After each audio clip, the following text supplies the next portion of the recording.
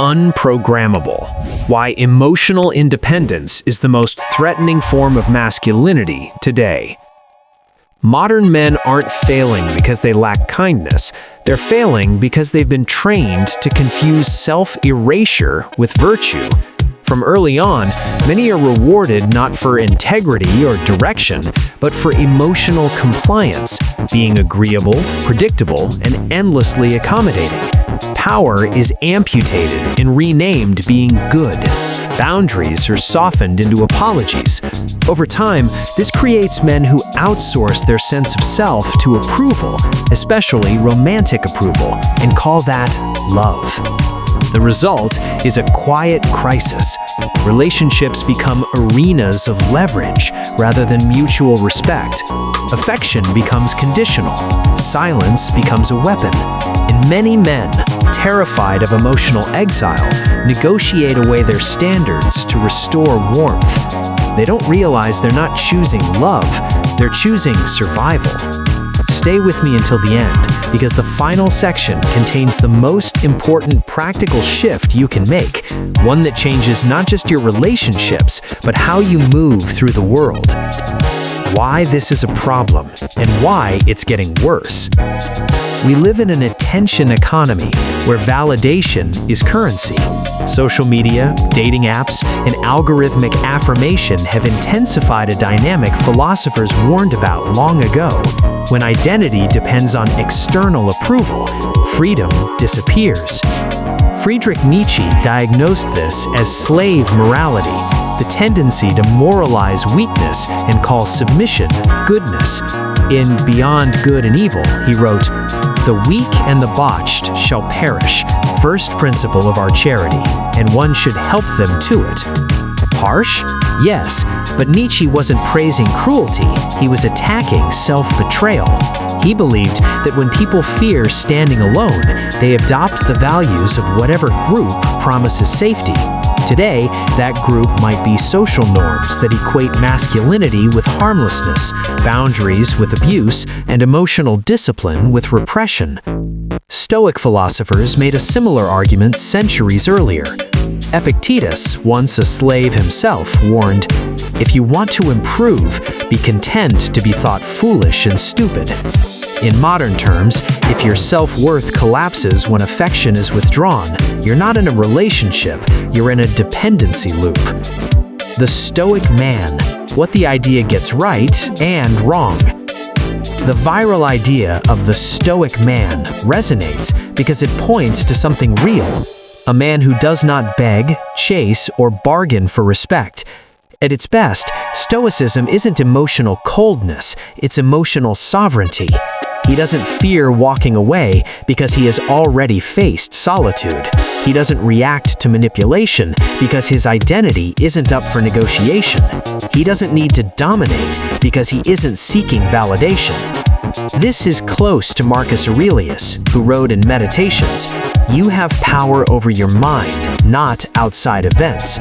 Realize this, and you will find strength." But here's where modern interpretations often go wrong. They turn Stoicism into a gender war. This isn't about women being manipulative by nature, it's about human behavior under incentives.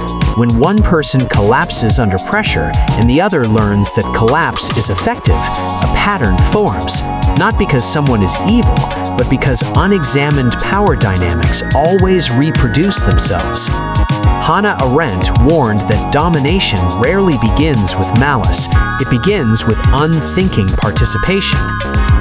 Why emotional independence feels so disruptive. An emotionally independent man changes the entire equation, not by force, but by refusal. He doesn't reward disrespect with attention. He doesn't explain himself into exhaustion. He doesn't confuse intensity with intimacy. This is unsettling because it removes leverage. Silence stops working. Drama stops landing. The script fails. Existentialist philosopher Jean-Paul Sartre argued that freedom is terrifying because it removes excuses. When someone cannot be controlled, the other person must confront their own behavior honestly. That's the real earthquake, not dominance, but clarity. the hidden cost of peace at any price. Many men trade their spine for short-term peace. It feels safer, it feels loving, but over time, the cost is enormous. Resentment replaces desire. Compliance replaces respect. Self-betrayal replaces intimacy. As Nietzsche warned, no price is too high to pay for the privilege of owning yourself. Peace without self-respect isn't peace, it's sedation. The solution, from approval-seeking to self-alignment. Here's the shift that actually works, and this is the part most people miss. Stop orienting your life around being chosen. Start orienting it around being aligned. Practically, that means define your non-negotiables. Values, time, direction. If you don't define them, someone else will. Practice disciplined presence, not withdrawal. Emotional discipline isn't silence as punishment, it's engagement without self-abandonment. Choose purpose over performance. Viktor Frankl, in Man's Search for Meaning, showed that meaning, not pleasure or approval, is what stabilizes the self under pressure. Accept solitude as a training ground, not a failure. As Aristotle noted, the person who can be alone without being lonely is already powerful. This isn't about becoming untouchable, it's about becoming unbuyable. Final thought.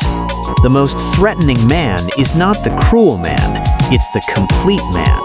Not because he dominates, but because he cannot be emotionally least. And the most confronting question this raises for everyone is not, how do I control someone like that, but who am I when my usual tactics no longer work? That's where growth begins. If this resonated with you, like this article, subscribe for more deep dives like this, and comment with what you agree or disagree with. Your feedback helps make the next one sharper, deeper, and even better.